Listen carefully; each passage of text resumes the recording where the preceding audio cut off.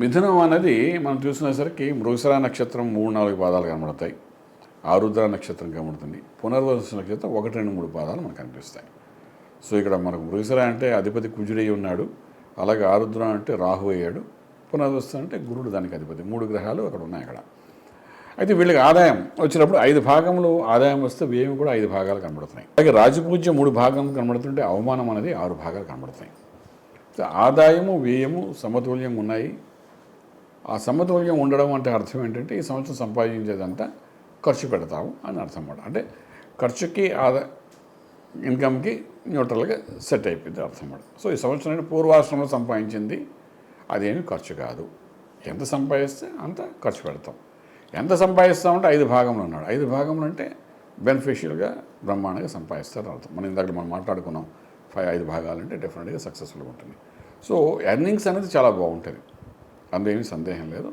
ఆ ఎర్నింగ్స్ అన్ని ఖర్చు వెళ్ళిపోతుంది కాబట్టి శుభకార్యం చేస్తారా లేకపోతే ఇంకేం ఖర్చు పెడతారా అంటే రకరకాలైన ఖర్చులు కనబడుతుంది. మళ్ళీ గ్రహ యొక్క స్థితిగతులు మనం చెప్పచ్చు. ఏదైనా 5+5 ఉంది కాబట్టి ఈ సంవత్సరం మిథున రాశి వారందరికీ బాగుందని చెప్పడానికి అవకాశం ఉంది మేడం. అలాగే అధిక కాలం ఉండే గ్రహాలు తీసుకుంటే మనం గురువు ఏ స్థానంలో ఉంటున్నారు, శని వచ్చేసి భాగ్యంలో, రాహు కేతువు దశమ చతుర్థంలో ఉంటున్నారు. సో రాహుకేతుల పరిస్థితి ఎలా ఉందంటారు? ఇప్పుడు మనకు కేతు చతుర్థం ఉన్నాడు కదండి. చతుర్థ స్థానం ఉండడం వల్ల ఏంటంటే చతుర్థం అంటే ఇల్లు వాకిలి వాహనం తల్లి అంటుంటాం. సో కేతు అన్నవాడు ఏదో అల్లరి చేసేవాడే. సో ఈ 4 భాగాలుగా ఏదో రకంగా అల్లరి పెట్టడం ప్రయత్నం చేస్తారు. ఇల్లు ఒకవేళ ఏదో ఇల్లు కొంటున్నామంటే దానికి కావాల్సిన లోన్స్ రానియకుండా దానికి వేరే చిరాకు పెట్టడం, పరిసరాలు తిరిగితే కానీ పని అవ్వకపోవడము అలాంటి చిన్న చిరాకులు పెడతాడు. ఇల్లు వాహనం బండి ఒకటి తీసుకోవాలంటే బండి నడుపుతుంటే బండి మధ్య మధ్యలో ఆగిపోవడం, రిపేర్లు అవ్వడము, దాని మూలానేమో ఖర్చు పెట్టడం, ఈ రకమైన కొంత ఖర్చు అది చూపిస్తుంటాడు. అలాగే తల్లిగారికి జాగ్రత్తగా చూసుకోవడం చాలా అవసరం పడుతుంది. చతుర్థంలో కేతు అంటే తల్లిగారు ఉన్నాడంటే ఆ ప్లేస్లో కేతు ఉన్నాడంటే డెఫినెట్గా ఆవిడకి ఏదో చిన్న మైనూట్ ఆపరేషన్ చేయడం కానీ చిరాకు దానివల్ల కొంత ఖర్చు పెట్టించిన చేస్తాడు. అదొకటి ఉంటుంది. ఇంకొకటి కేతు అక్కడ ఉన్నప్పుడు తల్లిగారికి పెద్ద వయసులో ఉన్నవాళ్ళైతే వాళ్ళకి ఒక ఎండ్ ఆఫ్ ది లైఫ్ అందరూ కూడా తీసుకెళ్ళే అవకాశం కొంతవరకు ఉంటుందన్నమాట. సో కేతు 4,000 ఉండడం ఈ రకమైన ఖర్చులు మనకు చూపిస్తున్నాడు. రాజ్యంలో రాహు మాయాధనం తీసుకుని వస్తాడు. అంటే రాజ్యంలో రాహు ఏ తెస్తాడో కేతు అది ఖర్చు పెట్టిస్తాడు. సో ఇక్కడ గేమ్ ఆడుతుంది ఎవరు అంటే రాహు కేతులే మిథున రాశి వారికి. రాహు సంపాదిస్తాడు, కేతు ఖర్చు పెట్టిస్తాడు. అంటే డైరెక్ట్గా మనకు కనబడుతున్న గ్రహాలు ఇవి రెండే. సో ఇక్కడ మనం రాహుని ఆపడం, కేతువుని ఆపడం. రాహుని ఆపితే మనం జోబులో తీసి ఖర్చు పెట్టుకోవాలి. సో ఈ బ్యాలెన్స్ ఉంది కాబట్టి మనం ఎక్కడ చూడాలంటే చతుర్థంలో కేతువుని ఎలా కంట్రోల్ చేయాలని చూసుకోవాలి. చతుర్థంలో కేతు ఉన్నాడు కాబట్టి, చతుర్థాన్ని కేతువును ఏడిపిస్తున్నాడు కాబట్టి దానికి సంబంధించిన కొంత రెమెడీ మనం చేసుకుంటే డెఫినెట్గా మనకు కాన్ఫిడెంట్గా సక్సెస్ఫుల్ అవ్వచ్చు. అలాగే భాగ్య శని ఎట్లా ఉండే అవకాశం ఉంది గురువుగారు? భాగ్యంలో శని సొంత ఇంట్లోనే ఉన్నాడు, డెఫినెట్గా వాడు సొంత ఇంట్లో బలం చేస్తాడు. తర్వాత మిథునానికి ద్వితీయ కారు కూడా గడవాడు. సో యోగం ఇస్తున్నట్టు చూపిస్తాడు. రాజ్యంలో రాహు ఉన్నాడు కాబట్టి ఎంతో కొంత యోగం ఇస్తాడు, బలహీనపరచడు.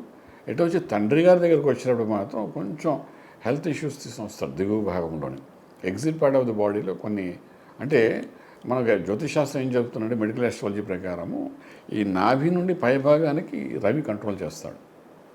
నాభి నుండి కింద భాగం శనీశ్వరుడు ఉంటాడు. అంటే ఈఎన్టీ డిపార్ట్మెంట్ కళ్ళు ముక్కును అంటే ఇన్కమింగ్ అంటే ఎంట్రీస్ అనిను రవి కంట్రోల్లో ఉంటుందన్నమాట. Ravi takes care of the అనమాట మెడికల్ ఆస్ట్రాలజీ ప్రకారం, అంటే జ్యోతిర్వైద్య ప్రకారం. సో ఇందులో ఏమైనా ప్రాబ్లమ్స్ వచ్చాయంటే రవిని మనం ప్రేయర్ చేయాల్సి వస్తుందన్నమాట. ఒక రకంగా చెప్పాలంటే దిగువ భాగం అంటే ఎగ్జిట్ పార్ట్ ఆఫ్ బాడీ అంటే యూరినల్ ప్రాబ్లం అనుకోండి, మోషన్లో ప్రాబ్లం అనుకోండి, స్టోన్స్ అనుకోండి, అలాగే మనము కిడ్నీస్ అనుకోండి ఇష్యూ అనుకోండి, ప్యాంక్రియాస్ ప్రాబ్లం అనుకోండి, లేకపోతే ఇండైజెషన్ ప్రాబ్లం, గ్యాస్ట్రిక్ ఇష్యూ, ఇవన్నిటికీ కంట్రోల్ బై సాటర్న్ అంటాం.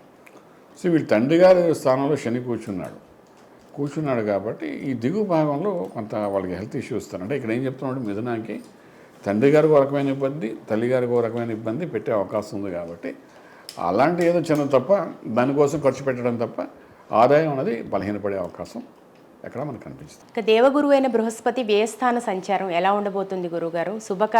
శుభమూలక వ్యయం చేసే అవకాశం ఉందా, ఎట్లా ఉంటుంది? వ్యయంలో బృహస్పతి అనేది మంచి చేస్తాడమ్మా, చెడు ఏం చేయడు. విదేశాలు తీసుకుని వెళ్తాడు ఒక్కొక్కసారి, లేదంటే శుభకార్యం కోసం ఖర్చు పెట్టిస్తుంటాడు, ఇలాగా తీసుకుని వెళ్తాడు. కాబట్టి బృహస్పతి వల్ల మనకి నష్టమే లేదు వ్యయంలో ఉండడం వల్ల. సో అది పాజిటివ్ సైన్ చెప్పచ్చు. ఏదైనా వాడు మే 1 తర్వాత బృహస్పతి అక్కడికి వస్తున్నాడు కాబట్టి మే 1 తర్వాత ఉద్యోగరీత్యా కూడా కొన్ని డెవలప్మెంట్స్ కనబడతాయి.